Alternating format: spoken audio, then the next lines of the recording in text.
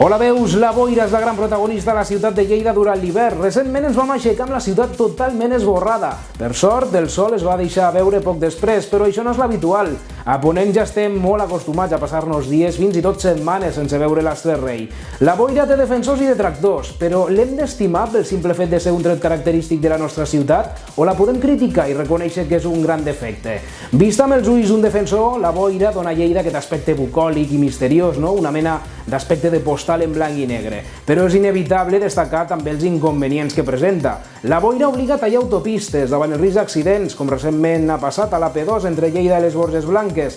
A més, fa que els avions no puguin aterrar ni enlairar-se de l'aeroport de Lleida al Guaire. Bé, hem de dir que ja aterren i s'enlairen pocs.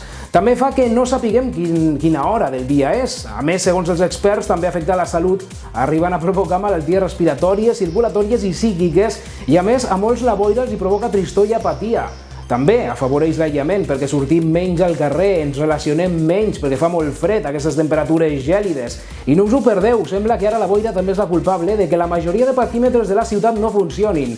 Almenys així ho considera l'empresa concessionària del servei. Asseguren que en episodis amb elevats nivells d'humitat les màquines de zona blava s'espatllen més del sovint. Bé, no ens hem de passar, tampoc cal donar la culpa de tota la boira. En definitiva, la boira lleidatana és, alguns ens l'estimem, però d'altres no. Això em recorda... La boira lleidatana és, nosaltres ens l'estimem, però d'altres no. La boira